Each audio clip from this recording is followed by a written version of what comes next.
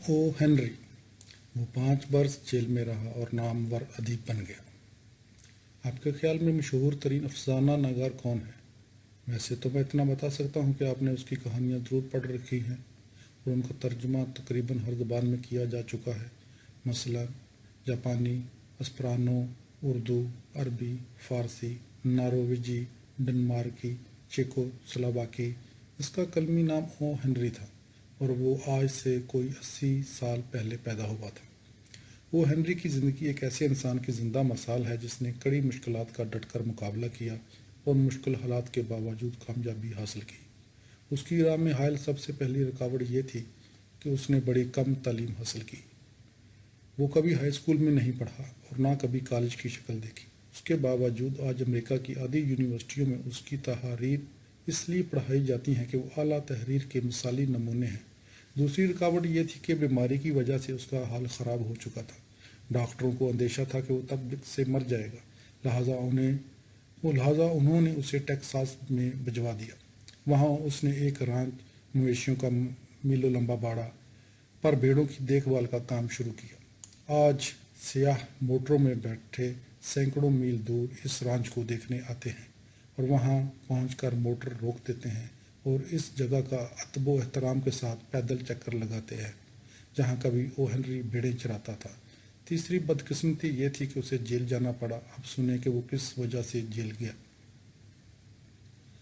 جب وہ صحت یاب ہو گیا تو اس نے ٹیکساس کے ایک شہر اوسٹن کے ایک بینک میں خزانچی کی ملازمت کی۔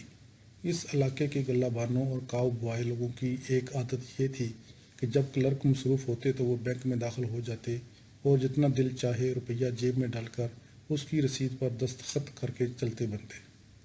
ایک دن اسٹیٹ بینک کا محاسب اچانک وہاں آن پہنچا۔ بینک کا حساب کرنے پر روپیہ کم پایا اور او ہنری کو گرفتار کر لیا گیا۔ کیونکہ وہ خزانچی تھا، اس پر مقدمہ چلا۔ اس نے کبھی $1 کی بے امانی نہیں کی تھی، لیکن اسے 5 سال کی سزا ہو گئی۔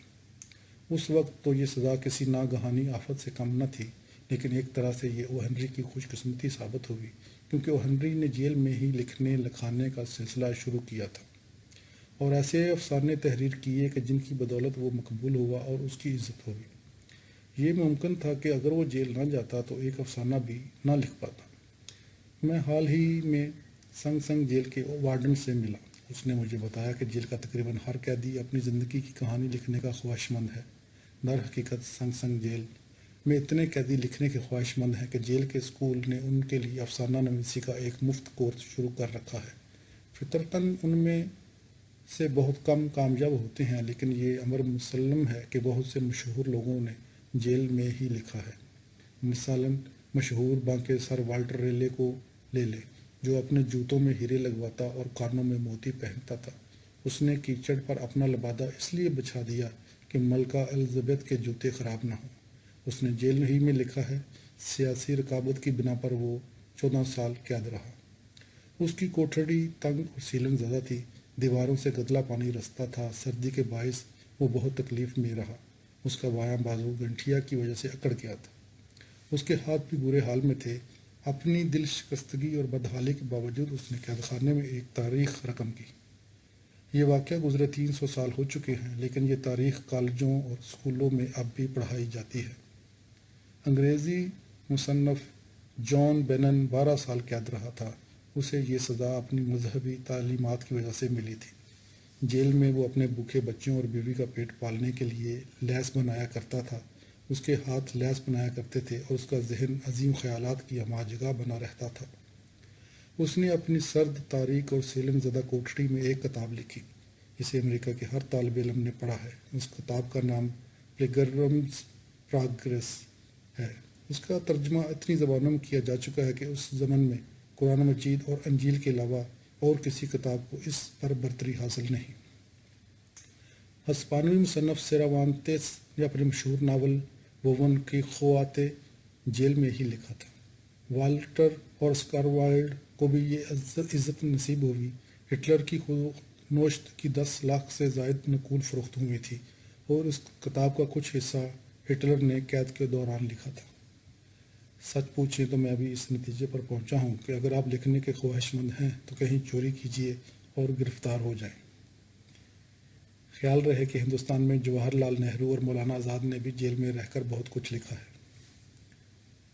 آج سے 250 سال پہلے جب انگریزی شاعر رچرڈ لوئس کو جیل میں بھیجا گیا تو اس نے انگریزی زبان کی ایک بڑی مقبول نظم لکھی۔ یہ ایک عشقیہ نظم ہے جو اس نے اپنی محبوبہ کے لیے لکھی تھی۔ اس کا نام جیل خانے سے لیتھیا کے نام ہے۔ پتھریلی دیواروں سے قید خانے نہیں بنتے، نہ لوہے کی سلاخوں سے قفس۔ بے داغ اور بے گناہ ذہن کے لیے تو عزت کی کنجی ہے۔ اگر مجھے محبت کرنے کی آزادی حاصل ہے اور میری روح آزاد ہے تو یہ ایسی آزادی ہے جو صرف عالم بالا کے فرشتوں کو حاصل ہوئی۔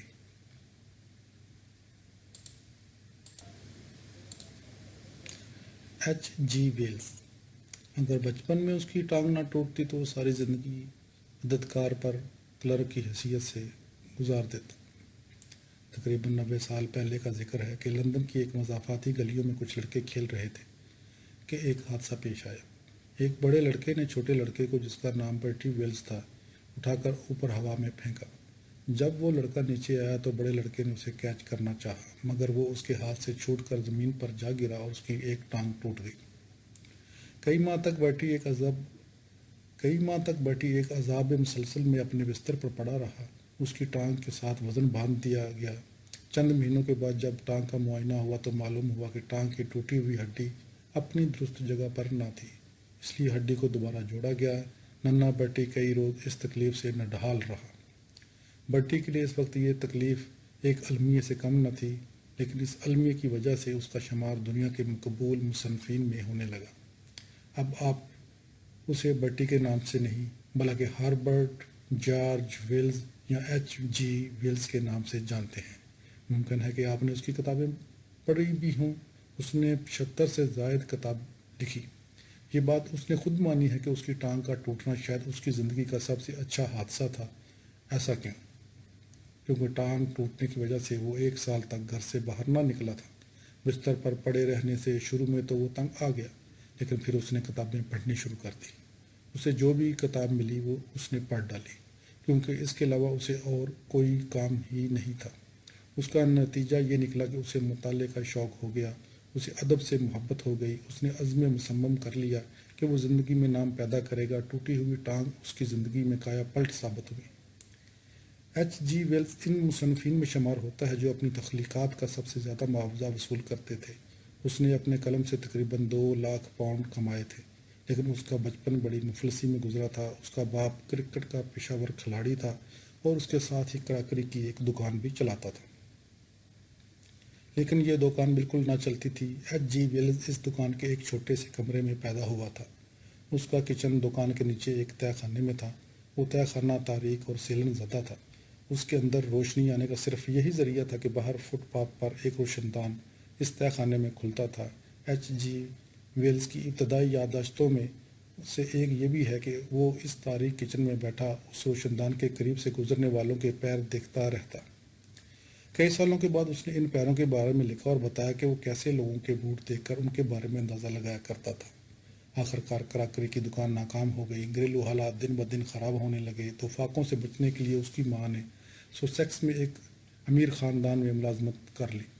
ایچ جی ویلز اکثر اپنی ماں سے ملنے وہاں جایا کرتا تھا۔ وہاں اس نے پہلی بار اونچے طبقے کی طرز معاشرت دیکھی۔ ایچ جی ویلز 13 سال کی عمر میں اپنی روزی خود کمانے کے لیے مجبور ہو گیا۔ سب سے پہلے اس نے ایک درزی کی دکان پر ملازمت کی۔ اسے صبح 5 بجے اٹھ کر دکان صاف کرنا پڑتی، پھر وہ آگ جلا کر 14 گھنٹے دکان پر کام کیا کرتا۔ یہ کام اس کے لیے کسی عذاب سے کم نہ تھے۔ 1 ماہ کے بعد ہی دکان کے مالک نے اسے تھپڑ مار کر ملازمت سے فارغ کر دیا، کیونکہ اس کے کپڑے بڑے گندے ہوتے تھے۔ پھر اس نے ایک کیمسٹ کی دکان پر ملازمت کی، لیکن وہاں سے بھی اسے جواب دے دیا گیا۔ آخرکار اسے ایک دوسرے درزی کے ہاں ملازمت ملی، کیونکہ پیٹ پالنے کی خاطر اسے کچھ نہ کچھ کرنا تھا، اس لیے اس نے دکان پر دل لگا کر کام کیا۔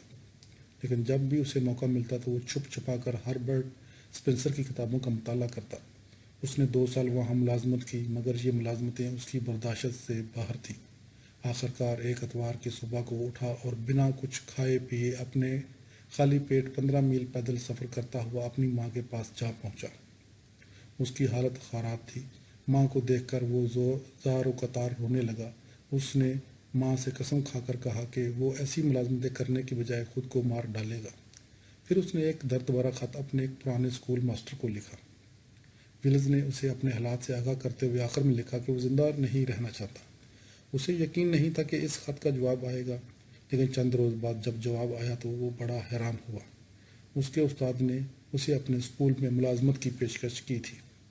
یہ اس کی زندگی کی کایا پلٹنے کا دوسرا واقعہ تھا۔ اسکول کی ملازمت کرتے ہوئے ابھی اسے چند ہی سال گزرے تھے کہ ایک ناگہانی آفت نے اسے آ لیا۔ ہوا یوں کہ وہ فٹ بال کھیل رہا تھا، کھیلتے ہوئے اسے چوٹ لگی اور وہ گر پڑا۔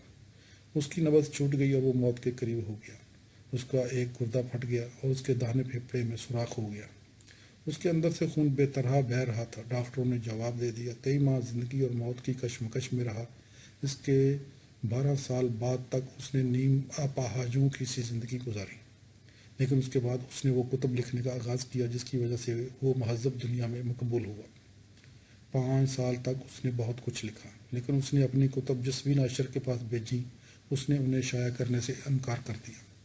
ایک ناشر نے اسے یوں مشورہ دیا کہ وہ انہیں جلا دے اور اسے دوبارہ سے لکھنا شروع کر دے۔ ایچ جی ویلز کو اس کا مشورہ معقول نظر آیا اور اس نے اپنی 5 سال کی محنت آگ میں جھونک دی۔ آخرکار نیم اپاہج ہونے کے باوجود اسے ایک اسکول میں نوکری مل گئی۔ وہاں بیالوجی کی کلاس میں اسے ایک خوبصورت لڑکی ملی۔ اس کا نام کیتھرین روبرز تھا۔ ایچ جی ویلز کو لگا کہ وہ بایو کی نسبت کیتھرین میں زیادہ دلچسپی لے رہا ہے۔ کیتھرین تھی تو خوبصورت، لیکن اس کی صحت اچھی نہیں تھی اور وہ اکثر بیمار رہا کرتی تھی۔ ایچ جی ویلز کا بھی یہی حال تھا، چنانچہ انہوں نے آپس میں شادی کر ڈالی۔ یہ واقعہ 60 سال قبل کا ہے۔ ایچ جی ویلز مرنے کی بجائے دن بدن صحت مند ہوتا گیا۔ انجام کار وہ انسانی طاقت کا ایک زبردست ذخیرہ ثابت ہوا۔ ہر سال وہ ضخیم کتاب لکھتا، ایسی کتب جو دنیا کو ہلا ڈالتی۔ ویلز کے ذہن میں روشن خیالات چکراتے رہتے تھے۔ وہ راتوں کو اٹھ اٹھ کر ایک نوٹ بک میں اپنے خیالات درج کرتا رہتا۔